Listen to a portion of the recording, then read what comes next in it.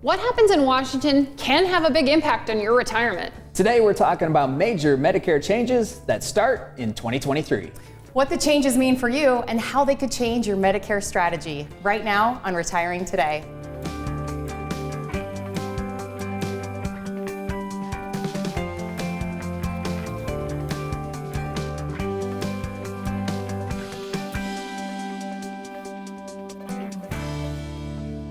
Welcome to Retiring Today. I'm here with AnnaMarie Morrow. She's the Director of Medicare here at Merkle Retirement Planning, and Loren Merkle. He's a certified financial planner, a certified financial fiduciary, and a retirement income certified professional. And today, guys, we're going to Washington. Well, we're not really going to Washington, but we're kind of going to pretend we're in Washington because, Loren, it's kind of funny.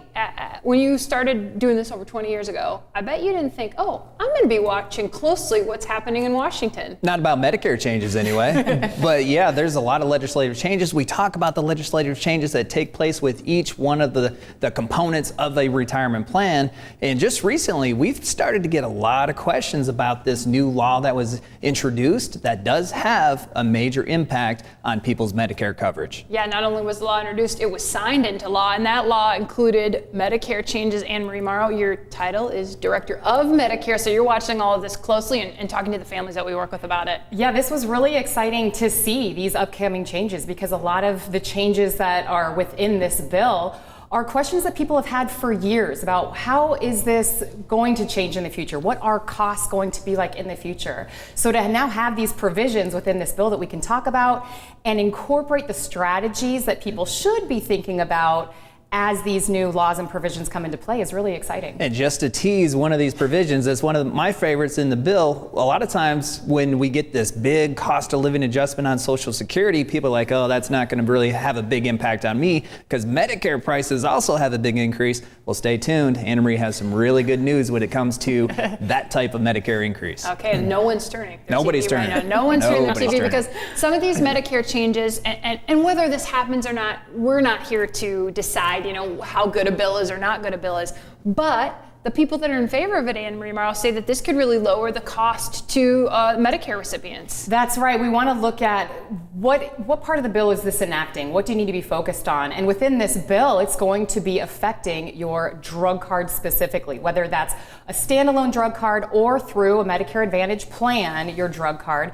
This bill is going to make a huge change in regards to that. So as we get together as a part of your comprehensive retirement plan, we also implement strategies within that plan to help mitigate costs. And this will drive a different conversation as we approach that. And healthcare is a big factor with a lot of pre-retirees and retirees' expenses. What we're talking about when we build retirement plans is how much do you need on a monthly basis to live this retirement lifestyle that you've been dreaming about for a long time? And the top of mind conversational piece is healthcare costs. And for many people who are on Medicare, this will have a direct impact on them. Yeah, and let's break down that conversation just a little bit, Loren. We talk about 6 components when we help families put together a retirement plan, and there's 6 things that you've really identified are very important to have in a customized plan. The first component is the fun stuff. It's the stuff that you really have been dreaming about all these years as far as what you're going to do on a day-to-day, month-to-month, year-to-year basis in your retirement. Are you going to travel? Are you going to travel internationally, domestically? Are you going to RV? Are you going to Are you going to winter in some place warm like Florida? These are all the things that you have been thinking about doing. Now, the five other components are the financial components to allow you to do all that stuff that you want to do from a lifestyle standpoint, which includes income, an income plan. When you retire, you're not going to have the W-2 income coming in anymore. Where's the income going to come from? Of the 81 different Social Security options, which options are going to be appropriate for you? When you receive income, you're going to have to pay taxes most likely on that income. So how do you decrease your overall retirement tax bill? The healthcare piece is a huge component that we're going to focus on in today's show. And then we have the investment plan, and then we also have the legacy plan. So all those 6 components are really important that you have a customized plan outlining what those look like for you as you enter and then go through retirement. Medicare provides health insurance, you guys, for 18% of the population. So these changes are going to impact a lot of people. And we know if you're a pre-retiree or retiree, you're thinking about Medicare, you're thinking about healthcare, you're thinking about all those things Loren just listed off. But we know that you're situation is specific to you. So we're gonna talk about a lot of stuff today, but if you wanna have your own conversation directly with a retirement planner, there's a great opportunity. It's a 15-minute retirement checkup call. You can schedule one right now by going to merkleretire.com. But you're gonna wanna stay around here because this legislation is interesting for a lot of reasons, AnnaMarie, but one of them is something's going to affect in 2023 and some down the road. Yeah, we have this number of years time span that is included within this bill, and that's starting in 2023 and goes until 2029. So we have a lot of years to look at, and obviously we could have an administration change, which will change the scope of maybe they're going to redact some of these implementations of these provisions. So we'll stay on top of that, but I think today we really want to focus on just the next few years and what to be prepared for and strategies that we can think of as this unfolds in years to come. Okay, we're going to take a quick break and then we're going to dive into these Medicare changes, talk about what they mean for you, and could they change your retirement Medicare plan when Retiring Today continues.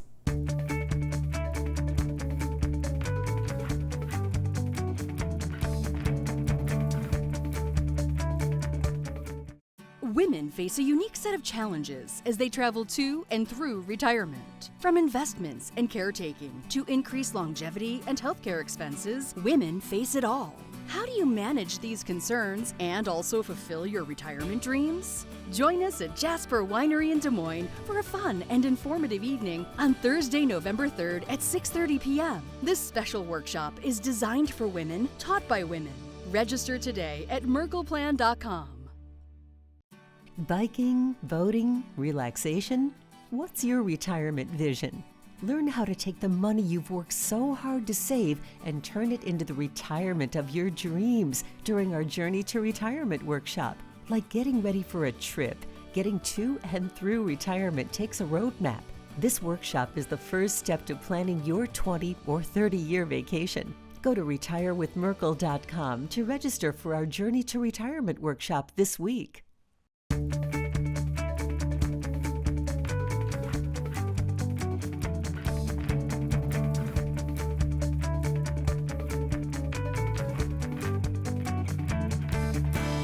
Welcome back to Retiring Today. I'm here with AnnaMarie Morrow and Loren Merkle, and we're talking about some big changes to Medicare, part of a bigger bill signed into law recently. But the Medicare changes are what we want to focus on today because that's what impacts pre-retirees and retirees as they're getting ready to elect Medicare and make these decisions. So let's talk about the Part D stuff that starts right away. So we're kind of going to do this in order of the years it's supposed to go into effect. So 2023, insulin copays, vaccine coverage, that's a big one. Yes, this has been a big question over a number of years because if we remember during the previous administration, they had implemented a similar provision, right? We had all heard that insulins were going to be capped at $35.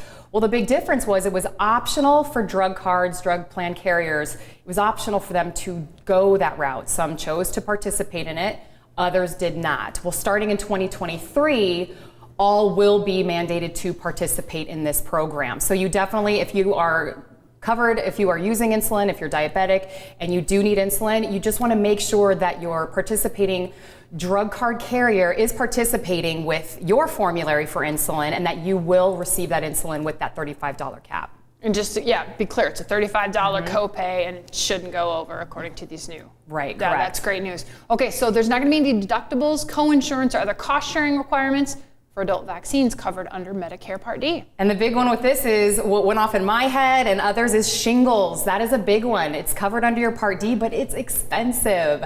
And it's not just one vaccine, it's two, and they're both expensive. So this was a big one. So starting in 2023, $0 copay for shingles. And if you can go online and look at this list of vaccines, there's hepatitis A and B, HPV, influenza, all these vaccines that we can now look forward to beginning in 2023 without that copay attached. Okay, let's keep going with some of these provisions that start in 2023.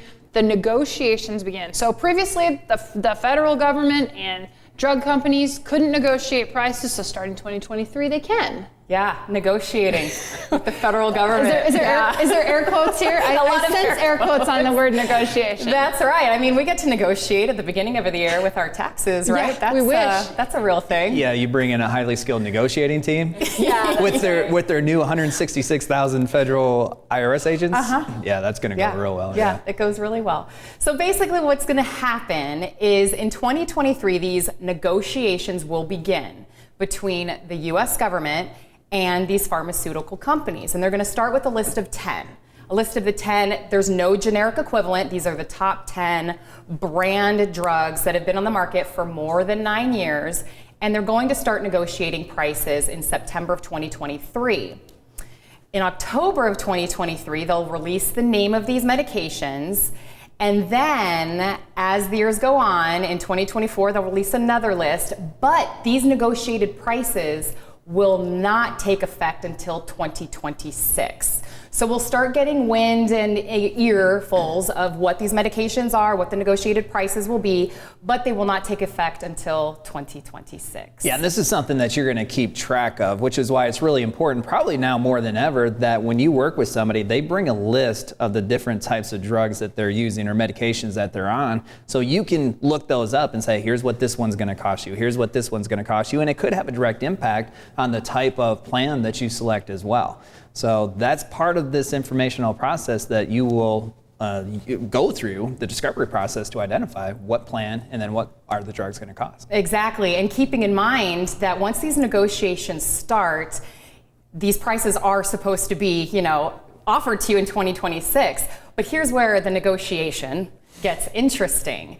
If the pharmaceutical companies do not abide by these negotiating costs, then there's excise taxes, which can be up to 95%. They start at 65%. And then also penalties applied if they are not instigated in 2026. So that's the way the government is negotiating with these pharmaceutical companies. But so there are mandates in place that these are followed once the provision goes into play. That would be penalties and excise taxes on the pharmaceutical company that the pharmaceutical company then would have to pay. And if they're not willing to negotiate and then consume these penalties and taxes, that's probably going to get passed on through the cost of the drugs, I would assume. Is that what you would see? In theory, it's supposed to go back into the Medicare Trust Fund to withhold that money. So in theory, that is how that is supposed to work. But again, as these new provisions take play, we'll have more information as we experience what these mean. Yeah, I think those in favor of this bill or in favor of these changes would say that the hope is to lower the drug costs for the consumer. But again, some of this, of course, to be determined as they negotiate. How much will they negotiate? How much will it bring the prices down? That's kind of stuff, of course, we can't know the answer to yet, but we'll keep an eye on. Okay, so now we're going to, one thing I did want to mention, I look at this and I see 2029, because we talked about how some of these things go into effect in 2023, some all the way through 2029, which is very interesting because we know administrations can change, laws can change. I mean, in 6 years, a lot can change. But by 2029, it says in the bill that they're hoping to have 60 drugs that are up for negotiation. So I thought that was worth mentioning. Okay, let's go to the cap. A lot of people asking you about this $2,000 cap. Okay, so this is a big one, right? So we know that within this bill, starting in 2025, there is an out-of-pocket max of $2,000 on your drug card. This is huge, this is groundbreaking, this has never been the case before. We know how convoluted drug cards can be. So because of that, we're gonna walk through what your drug card tiers look like. So we're gonna pull up here your drug card tiers. And these numbers are based off of what's happening in 2023. So we have your first tier on a drug card. And this is whether you're on a standalone drug card or your drug card is built within the Medicare Advantage plan, an MAPD. So we have your first tier, which is the deductible tier, which means that you alone are paying 100% of the cost of your medications up until you hit $505. Once you alone, paying 100% of that cost, hit $505, then you move into the initial coverage phase, where now you're splitting the cost of your medications with the drug card or the carrier that you're participating enrolled in. You're paying 25% and your card is picking up the rest. Once you and your drug card together hit $46.60, Then you move into the coverage gap. This is also known as the donut hole, where in years past there was even a bigger cost difference where this really escalated the cost of your drug prices. But now it's remaining about the same, where you're still going to only be paying 25% of your cost. Your drug card will be picking up the rest. Once you and your drug card together hit $73.99 or $7,400, you move into catastrophic coverage, where basically you are paying 5% coinsurance with no out-of-pocket max. So with no out-of-pocket max, you can see that there's a lot on the table as far as your expenses go, what to be prepared for. You want to make sure that your drugs are covered every year, senior discount savings cards, whatever you can do to avoid the exorbitant prices. Now, we've talked about this out-of-pocket max happening in 2025, where you're going to be capped at $2,000. But even sooner than 2025, in 2024, we are eliminating within this bill the catastrophic coverage component. Now that's big because with that elimination, in theory, that could begin an out-of-pocket max at that point in 2024. So when you look at those percentage splits, let's say you're paying 25%, you're moving through these tiers, and you alone hit about $3,250 when you do the math with percentages. It averages to be about that. That could be the new out-of-pocket max in 2024. And then moving into 2025, that's where you'll see that $2,000 out-of-pocket max. Yeah, when we build these plans out over the course of your entire lifetime. So we're going all the way out to age 100 in most cases, and we build in a lot of what-if money for the inevitable things that do happen within our lives. Once you retire, those inevitable things don't just stop, right? You might need to replace your roof, or you're probably at some point going to need to replace your car maybe a couple times.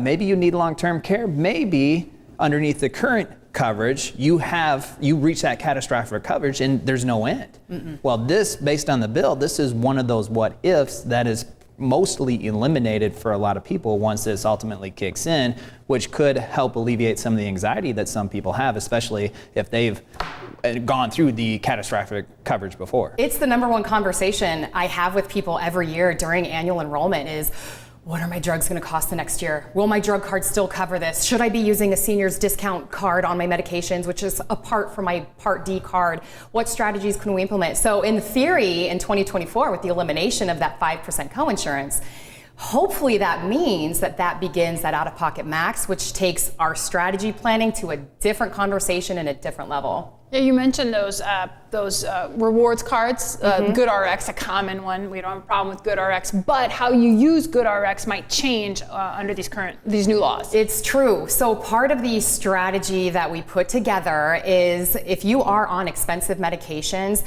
part of the strategy is, okay, where can we use a savings, a senior's discount card, which is separate from your drug card, just to get you that saving because there's no out-of-pocket max. So what drugs do you want to use there for that coverage, for that discount, versus what do you want to use on the drug card? Well, now with this information, it changes that conversation, because if we know that there's an out-of-pocket max and you know that you are going to be paying more than $2,000 or more than $3,250 in 2024, then maybe funnel all of your medication costs to the drug card. That way you can hit that out-of-pocket max and not have any more payments the rest of the year. And that's the strategies that our families love. This is not stuff that you have to remember. This is part of the value add that you offer to the families that you work with. This is the process that you walk them through to make sure that they're thinking about all these things, even if it's not on your radar currently. It's time for Ask the Advisor question. Here it is. Does the latest COLA increase mean my Medicare premiums will go up? Loren talked about that at the beginning of the show. It was also a question that we had posed to us for this Ask the Advisor segment. If you have a question that you'd like to see us answer on the show, the information is on the screen. We'd love to answer that question. We will do that and keep talking about these Medicare changes when Retiring Today continues.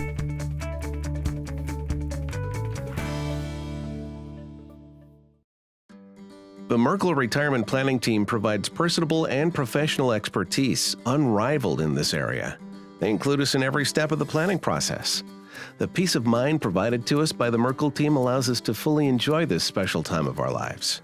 Instead of feeling snakebit, we feel confident that with the Merkle Retirement Planning Team at our sides, we can navigate any challenge that comes our way. Merkle Retirement Planning. Your retirement starts here. Women face a unique set of challenges as they travel to and through retirement. From investments and caretaking to increased longevity and healthcare expenses, women face it all. How do you manage these concerns and also fulfill your retirement dreams? Join us at Jasper Winery in Des Moines for a fun and informative evening on Thursday, November 3rd at 6:30 p.m. This special workshop is designed for women, taught by women. Register today at merkleplan.com.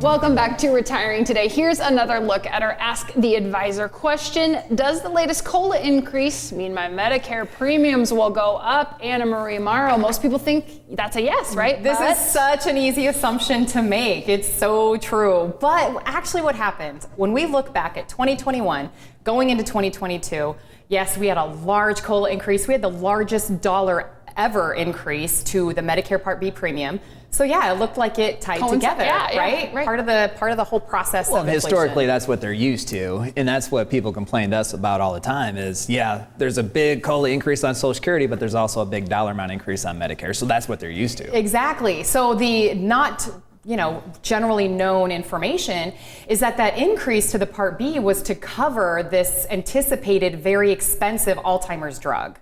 Okay, but then as the year has gone by, it actually turned out to be not as expensive as they had originally thought. So now there's talks in one year about, oh, we might be bringing Medicare down, but then another talk about another huge COLA increase in the other year. So it could go either way, but just know that COLA inflation is not the only factor that goes into that Medicare increase. They are looking at covered drugs under Part B, infusions, drugs received at clinics, and that also takes part in that premium increase or decrease as well. Wait a minute, so did you just say that they could potentially get an increase on their Social Security income and a decrease on their Medicare premium? Nice. Is that what you said? In theory, potentially, that is a possibility. More to come. And it just gives us a reason to keep watching what's happening in Washington for you, so you don't have to watch yourself. So we'll probably do something about that, of course, right here on this show. So speaking of increases, there's another Part D increase that you kind of, looking at this bill, picked out and thought it was good for people to know about. Yes, because of inflation, we have to talk about what that does to the cost of drug cards. Because every drug card, that's a standalone drug card, not typically within the Advantage plan, but your standalone drug cards have their monthly premium. And years back, we saw increases in recent years where a drug card cost maybe $22, and then rolling into that next year, it shot up to $83. So what this provision within this bill mandates is that starting in 2023, no drug card can have more of a 6% rate of inflation to the cost of their drug card.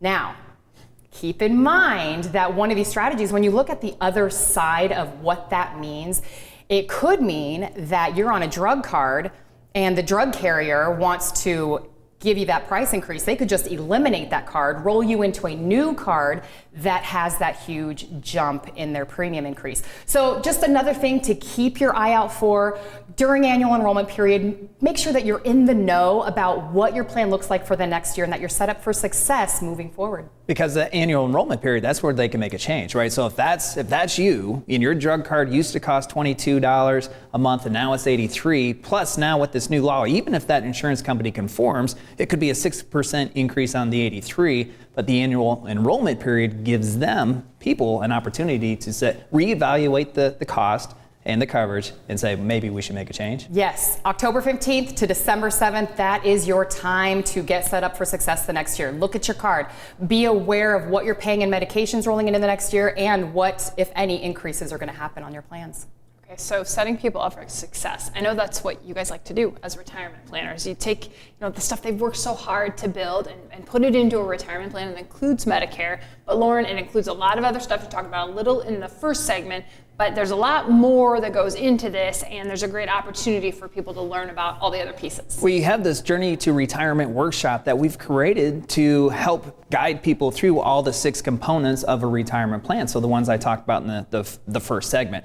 And we do this through the eyes of a hypothetical couple called John and Sue. They're pre-retirees. They want to retire at the age of 65. They both have very specific goals of what they're trying to accomplish in retirement. And then through the workshop, we identify some specific strategies that John and Sue can implement to help them achieve their retirement goals. From the Social Security maximization strategies to the tax retirement bill mitigation strategies, legacy planning strategies, investment strategies, all those different strategies, we walk you through the eyes of our hypothetical couple, John and Sue. Now, they have specific goals. Your goals may be different. That's okay. You'll probably be able to walk out of that workshop with an idea in mind of here's some things that you can do to help you on your way as you go to and through retirement. Okay, so that Journey to Retirement workshop, the information's on your screen. You can sign up for the workshop. Now, when you sign up, you'll get a workbook.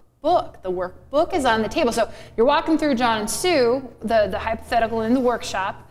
But if you're the type of person who wants a little reinforcement, we've got a beautiful workbook. You can take notes. You can read some interesting facts about Social Security and how it's evolved and some other stuff like that. It's just a really nice complement to the Journey to Retirement workshop. It is. We talk about a lot of information, and you can take notes within the workbook, but there's also facts and information in the workbook that will back up the strategies that we talk about. So it's something that you can take with you after the workshop and revert back to say, oh yeah, they were talking about this in the workshop. I remember this. This is what we wanted to apply to your specific retirement situation. So the workbook mirrors what we're talking about through the Journey to Retirement workshop and is a great resource on an ongoing basis to revert back to. And my favorite thing about the workshop and the workbook is it illustrates how we don't have to make these siloed decisions, right? You don't have to make siloed decisions about your income plan or when to elect Social Security. You don't have to make siloed decisions about what tax strategy. All these components work together to give you that confidence in having that plan so that you can live the lifestyle that you want to live. After we do the workshop, people will provide us feedback. And one of the biggest pieces of feedback that we get is, I wish I would have known this. I wish I would have known this 5 years ago, so I didn't go through and make those decisions that I made. This is the whole benefit of having a plan and having the information prior to entering that retirement phase is we want to eliminate the what ifs. You don't want to be 5 years down the road looking back and saying, I wish I would have known about the 81 different Social Security options. I wish I would have known about the pension election options and how they work together with Social Security and tax planning. All this stuff we want to be preventative. There is a reactionary component to retirement planning as legislation changes and life changes, but if you have the proactive approach in place, then it makes the reactionary provisions much easier, and the pieces of this retirement planning puzzle fit together much nicer and alleviates the anxieties, and you are much more confident in these decisions that inevitably you do have to make. Yeah, and I think a lot of people would be surprised to learn how closely the two of you work together in order to put together these comprehensive retirement plans. We'll keep talking about all of the components of retirement on this show. It's Retiring Today, and we thank you for watching.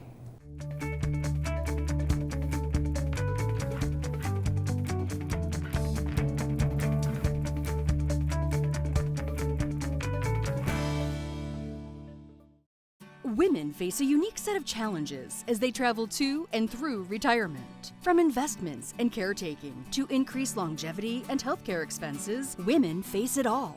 How do you manage these concerns and also fulfill your retirement dreams? Join us at Jasper Winery in Des Moines for a fun and informative evening on Thursday, November 3rd at 6:30 p.m. This special workshop is designed for women, taught by women. Register today at merkleplan.com.